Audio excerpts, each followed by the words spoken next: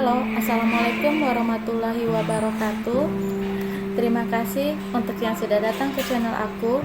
Kalau belum subscribe, tolong jangan lupa di subscribe, kemudian bunyikan lonceng, dan jangan lupa kasih like serta komentar biar aku makin semangat ya.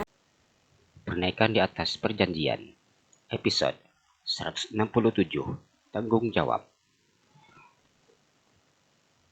Rafathar terdiam saat menerima telepon dari pengacaranya.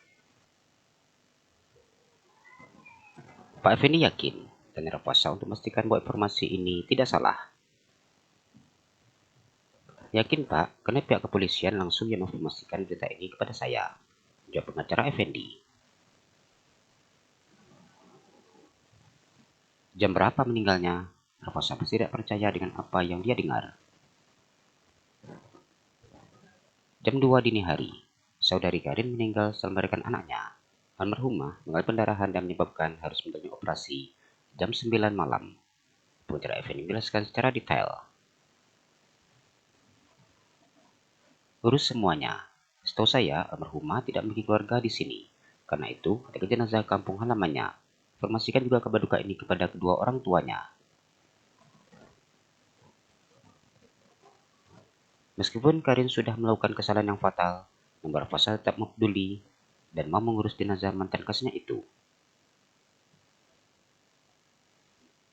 Kedua orang tuanya mengalami kecelakaan lalu lintas jam 9 pagi. Pada saat ini, jenazah masih ada di rumah sakit karena tidak ada pihak keluarga yang bisa menjemput. Rafathar terkejut dengan berita ini. Dia tidak menduga akhir hidup dari mantan kasihnya akan seperti ini. Urus juga jenazah kedua orang tuanya. Di Jakarta ke kampung halaman almarhumah sekitar 4 jam. Dengan begitu, jenazah bisa dimakamkan ba'da asar. Baik Pak, saya urus semuanya. Bagaimana dengan anaknya? Tanya Rafathar. Apakah anaknya hidup? Anaknya hidup, laki-laki. Untuk anaknya masih di ruangan ICU dan ada yang mengadopsi. Kebetulan yang akan mengadopsi cukup dekat dengan almarhumah dan mereka berteman. Papat pengacara Effendi. Ya sudah kalau begitu. Rafathar kemudian menutup sambungan telepon. Cinta sejak tadi memperhatikan Rafathar akhirnya bertanya. Ada apa bang? Karin meninggal, ungkap Rafathar. Meninggal? Cinta kembali mengulang perkataan suaminya.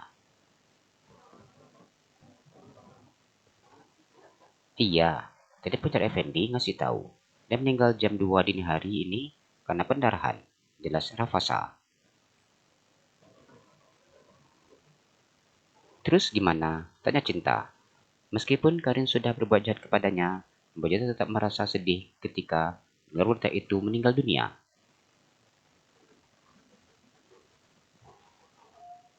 Abang minta sama pengacara Effendi untuk urus semuanya.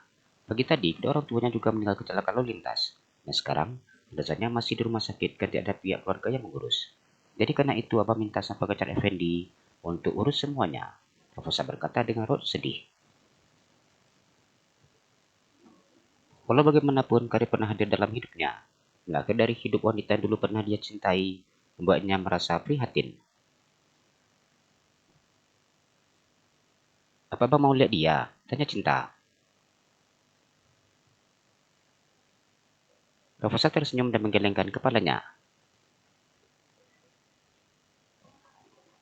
Tugas abang mengurus jenazah dan mengantarkan dia ke tempat berasan terakhirnya. Semua itu sudah abang lakukan. Abang minta Puja Effendi untuk mengurus semuanya, termasuk jenazah kedua orang tua Karin.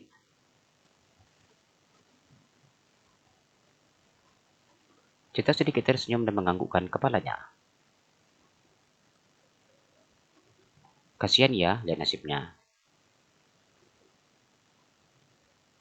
Tadi hidup kita sudah ditentukan sejak dalam kandungan, dan seperti itulah takdir hidupnya. Abahnya berdoa, semoga saat menjalani masa tahanan, dia sudah bertobat, sehingga dosa-dosanya diampuni. Rafathar mengusap kepala istrinya. Anaknya gimana? Apa selamat? Tanya Cinta. Informasi terakhir, anak yang berada di ruangan ICU. Sudah ada yang mengadopsi teman almarhumah sendiri. Jadi kita nggak perlu pikirkan. Rafasa merasa lega saat mengerti bahwa anak Karin sudah diadopsi oleh temannya sendiri. Oh, seperti itu. Iya, nanti abang akan minta pengusaha Effendi untuk mencari tahu siapa yang mengadopsi bayi itu. Walaupun ada yang mengadopsi anaknya, tetap biayanya akan kita bantu. Rafasa merasa prihatin dengan nasib bayi malang tersebut. Rafasa tersenyum meluk istrinya dengan erat. Apa mau jalan pagi? Tanyanya. Saat ini kandungan Cinta sudah berusia 8 bulan. Dokter pun sudah menyarankan untuk mulai melakukan jalan pagi. Mau, tapi malas. Cinta tersenyum dingin. Gimana sih? Katanya mau, tapi malas. Atau mau cara yang lebih enak? Rafasan belum senyumnya. Cara yang gimana? Kata Cinta dengan wajah polosnya. Selain jalan pagi, kita bisa juga dengan cara sering-sering kunjungin anak.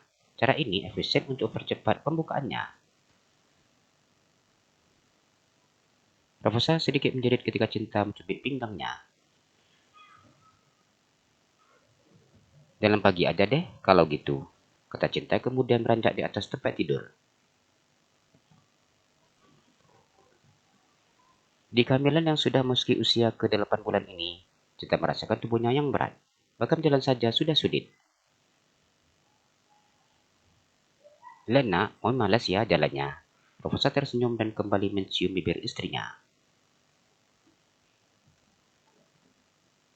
Abang nggak ngerasa gimana hamil. Coba aja bayangin perut besar seperti ini dibawa kemana-mana. Cinta protes ketika Profesor mengatakannya malas. Profesor sudah tidak berani untuk berbicara tentang perkataan istrinya. Rafasa dengan telaten mengengkos kaki serta sepatu santai untuk sang istri. Karena kondisi udara yang cukup sejuk, pria itu juga memakaikan sweater agar istrinya tidak merasa dingin. Ayo Momi, semangat, kita jalan pagi bertiga. Rafasa mengusap dan mencium perut istrinya. Iya, semangat, jawab Cinta dengan tersenyum. Abang, kita mau jalan paginya di taman. Cinta tersenyum. Jika Rafasa memaksa istrinya untuk jalan pagi, supaya Cinta akan minta ke taman, karena di sana ramai dan banyak jajanan. Ayo, jawab Rafasa. Mereka kemudian keluar dari kamar sambil bergandengan tangan. Abang, kenapa nggak pakai tangga manual aja? Soal Cinta diminta dokter untuk banyak berjalan. Cinta menang Rafasa yang mengajaknya untuk masuk ke dalam lift.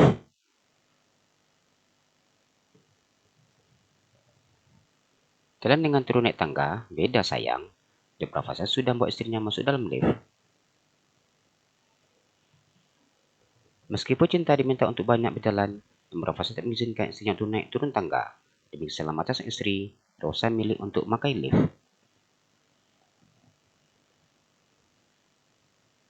Oh gitu, Cinta menganggukkan kepalanya.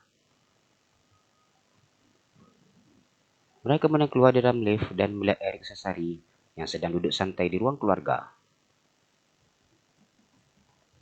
Mau kemana? Saya bertanya ketika melihat Cinta dan Rafasa. Mau ke taman, jalan pagi mah, jawab Rafasa. Oh kalau gitu, Mama dan Papa juga mau ikut, kata Sari. Bocah cantik itu ingin menikmati kebersamaan bersama dengan anak dan menantunya, sebagai saat menunggu kelahiran cucu pertamanya.